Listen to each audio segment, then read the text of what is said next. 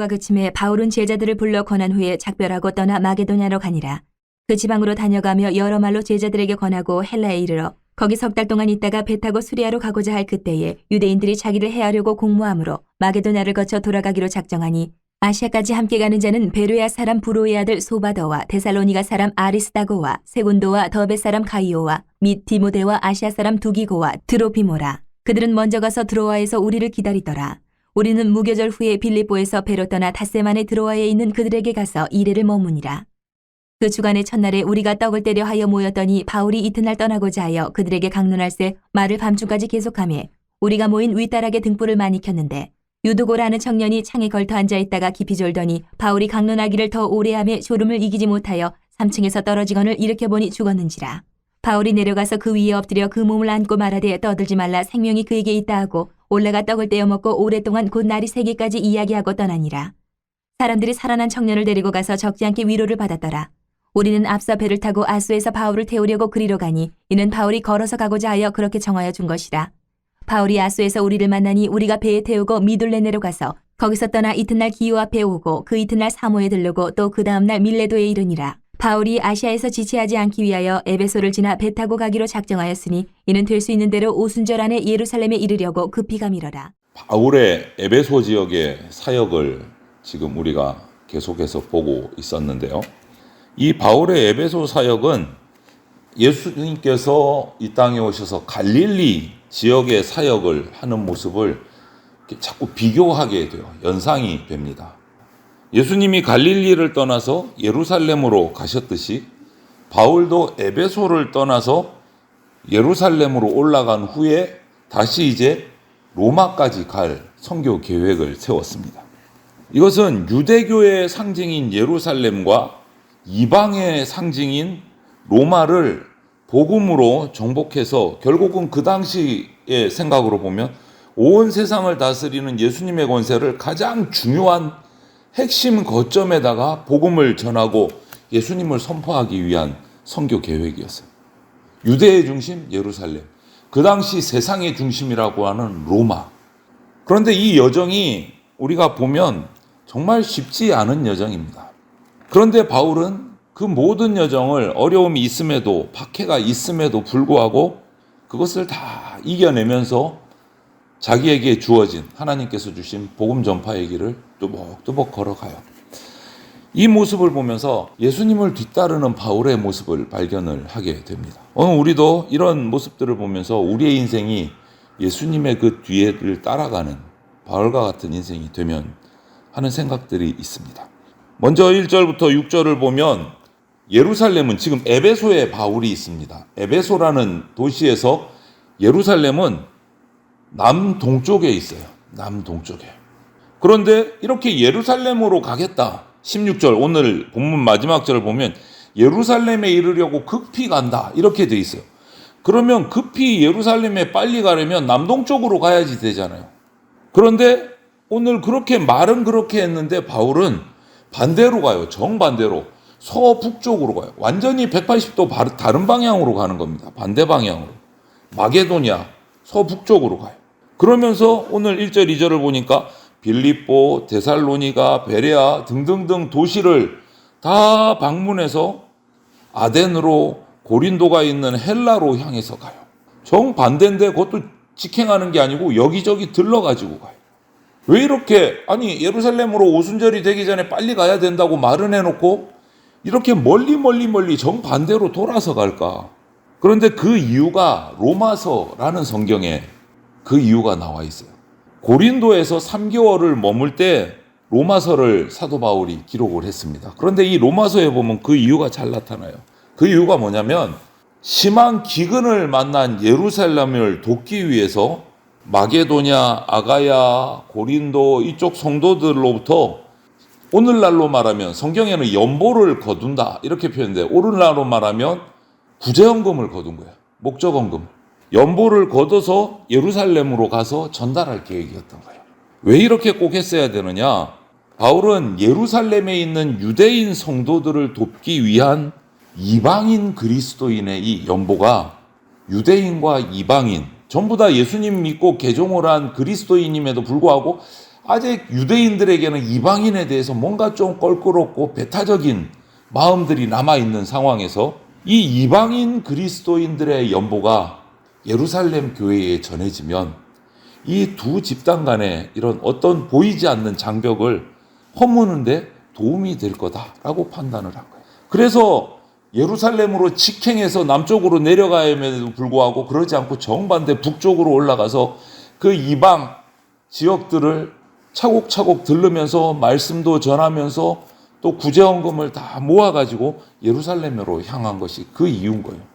이렇게 마게도냐와 아가야 이방 지역에서 모금한 연보를 가지고 고린도에서 배편으로 또 수리아 안디옥으로 가려고 했는데 거기에 또 소문이 들려요. 고린도 계속 바울을 박해하는 유대인들이 고린도에 있었습니다. 그들이 이번에는 바울을 제대로 해하려고 준비하고 있다는 정보를 듣고 그리로 수리아로 배 타고 못 가고 다시 걸어서 삥 돌아서 반대로 돌아가는 거예요.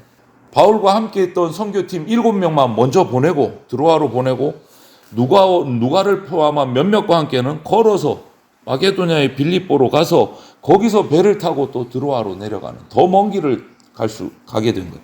바울은 유대인과 이방인을 복음으로 이렇게 하나로 연결하고 하나 되게 하기 위해서 정말 힘들고 위험한 여정을 마다하지 않고 간 겁니다. 하나 되게 하기 위해서. 바울이 이렇게 열정을 보이는 이 열정이 얼마나 큰가를 볼 수 있는 것은 드로아에서의 사건을 보면 돼요. 드로아에 도착을 했습니다. 드로아에서 하나님을 믿는 성도들이 그 주간의 첫날, 즉 오늘로 말하면 주일날 함께 모여서 만찬을 나누면서 말씀을 전했어요. 근데 당시의 주일은 오늘날처럼 휴일이 아니었어요. 그러니까 모이면은 주로 하루 일과가 다 맞춰진 저녁 시간에 모이게 되는 거죠. 그 다음날 떠나야 됩니다.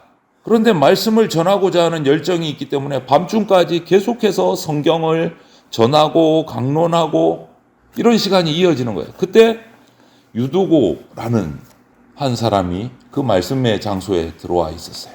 그런데 이 유두고라는 이름은요, 당시 노예들에게 가장 흔한 이름 중에 하나가 유두고였어요. 그러니까 그 신분이 노예 내지는 종이고 그렇게 천한 신분이었다는 거예요. 높은 신분은 아니었다는 거예요. 그런데 이 청년이 바울의 그 말씀을 전하는 장소에 와서 말씀을 듣다가 졸음을 이기지 못하고 3층에서 떨어져서 죽고 말았어요.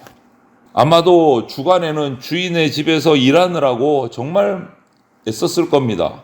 피곤했을 거예요. 그럼에도 불구하고 말씀을 사모해서 이 모임에 참석했다가 참으로 안타까운 사고가 난 겁니다. 그때 하나님께서는 바울에게 말씀과 함께 치유의 능력까지도 베풀어 주셨어요. 바울이 얼마나 혼란스러웠겠습니까? 그 당시 바울과 그 모였던 사람들이 말씀의 장소에서 은혜가 돼야 되는데 떨어져서 한 생명이 죽었어요. 이거는 정말 엄청난 사고잖아요. 그런데 하나님께서 능력을 주셔서 바울이 유두고 위에 엎드려서 그의 몸을 앉자 다시 살아났다. 죽었던 유두고가 다시 살아났다. 엘리야가 사르밧 과부의 아들을 살린 일, 엘리사 선지자가 수넴 여인의 아들을 살린 일, 이런 일들이 막 겹쳐지는 거예요. 떠오르는. 이렇게 예수님이 부활하신 주일에 유두고가 살아난 거예요. 그 자리에 모였던 성도들, 제자들은 그 부활의 능력을 목격한 거예요. 현장에서 은혜를 받았겠죠. 당연히 위로가 됐겠죠. 얼마나 분위기가 엉망이 됐겠습니까? 말씀 사경의 현장에서 사람이 말씀을 듣던 성도가 떨어져서 죽었어요. 그 분위기가 어떻겠어요? 상상만 해도 정말 안타깝잖아요. 그런데 거기서 부활의 역사가 일어났어요. 완전히 180도 분위기가 확 바뀐 거예요. 죽었던 사람이 말씀의 현장에서 다시 부활했다. 다시 살아났다. 위로가 되고 감격이 되고 감사가 일어나는 거예요. 여러분, 이처럼 부활의 소망은요, 죽을 것 같았던 우리의 삶 속에서도 하나님이 안겨주시는 위로를 주는 소망이에요. 부활의 소망. 그런데 이렇게 놀랍게도 그 어려운 일들이 일어났음에도 불구하고 바울은 유두고를 살리고 나서 빈틈도 없어요. 다시 그냥 강단으로 올라갑니다. 계속해서 떡을 떼며 또 말씀을 전해요. 언제까지? 날이 새도록. 오늘 기록을 보니까. 날이 새도록 하나님의 말씀을 그 자리에 모인 성도들에게 계속 가르쳤어요. 눈앞에 큰 사고가 일어나고 하나님의 능력으로 되살아나는 기적을 일으킨 후에도 바울의 목적은 변함이 없어요. 그의 열정은 교회를 세우고 말씀을 전해야 된다. 내가 지금 떠나면 이제 언제 돌아올 줄 모르기 때문에 계속해서 시간이 되면 말씀을 전해야 된다. 바울의 이 말씀을 전하는 복음 전파의 사명에 대한 열정은요, 엄청난 거였어요. 이러한 열정, 복음 전파의 열정 때문에 초대교회 이 이방 아시아 지역에 또 로마 그 아가야 지역에 교회가 세워졌던 거예요. 예수님이 가셨던 길을 그대로 따라가는 바울의 이 열정을 볼 수가 있는 거예요. 만약 한번 생각해 보십시오. 바울이 에베소를 떠나지 않고 자기를 생각하는 사람이었다면 그 에베소에서 3년을 사역하면서 그 우상들을 다 물리치고 교회를 세우고 그 마법을 행하던 사람들이 책을 다 태우고 바울 앞에 와서 엎드렸어요. 엄청난 권세를 자랑하면서 에베소에 계속 머물렀으면 그 교회의 후원을 받으면서 떵떵거리고 여생을 보낼 수 있었어요. 에베소에 계속 있었으면. 그럼에도 불구하고 바울은 연연하지 않습니다. 예수님이 가셨던 복음 전파의 사명을 따르기 위해서 성령께서 이끄시는 대로 또 목숨을 걸고 험한 길을 떠나는 거예요. 이렇게 바울은 에베소를 떠나기 전에 그 성도들 제자들을 다 불러 모아서 오늘 말씀 보니까 권했다. 이렇게 권하고 이런 말이 있어요. 이것을 직역을 하면 위로했다, 격려했다라는 의미가 있어요. 마게도냐의 빌립보, 데살로니가, 베레아 교회들을 또 방문하면서도 권했다. 똑같은 말을 쓰고 있어요. 격려하고 힘을 실어주고 말씀을 전하고 예루살렘 교회를 위해서 구제헌금을 하고 또 말씀을 전하고 그들에게 믿음을 세워주고 이것이 바울의 가장 핵심 사역이었어요. 사명이었어요. 이 목적을 위해서 바울은 그 험한 여정을 계속 간 거예요. 그리고 그들에게 전한 것은 수단은 딱 아니에요. 여러 말로 이렇게 돼 있어요. 여러 말로. 이 여러 말이 뭡니까? 하나님의 말씀이에요. 신구약의 말씀을 가지고 이 말, 저 말 필요한 말씀들을 가지고 계속 말씀을 증거한 거예요. 그때 여러분 그리스도인에게는요. 하나님에 대한 깊은 이해가 필요하고 정말 꺾이지 않는 믿음이 있어야 되고 또 흔들리지 않는 진취적인 신앙적인 기상을 가져야 되는데 이것에 필요한 것은 이것을 다 갖출 수 있는 것은 딱 하나밖에 없어요. 하나님의 말씀이요.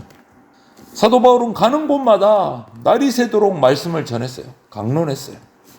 그들을 세우기 위해서.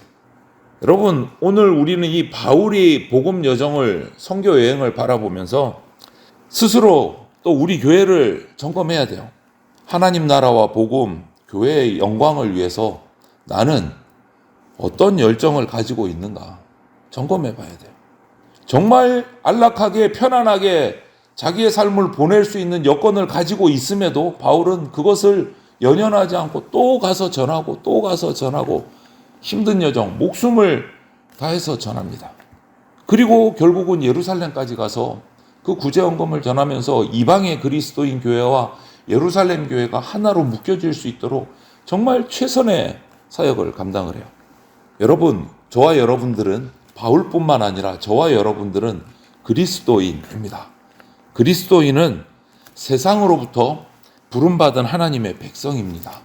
더불어서 또한 하늘로부터 보냄받은 예수 그리스도의 제자입니다.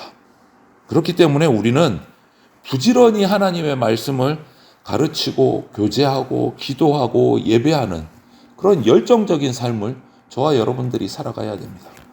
오늘 사도 바울의 이 전도 여행의 열정들을 우리가 살피면서 나도 사도 바울과 저도 여러분도 사도 바울과 똑같은 그리스도인이에요. 하나님으로부터 부름받은 백성이고 또 하늘로부터 보냄받은 예수 그리스도의 제자입니다. 각자의 삶 속에서 하나님의 말씀을 전하고 교제하고 기도하고 예배하는 그 열정들이 저와 여러분들에게 사도 바울과 같이 이렇게 품어져 나오기를 주님의 이름으로 축원을 드립니다. 아멘.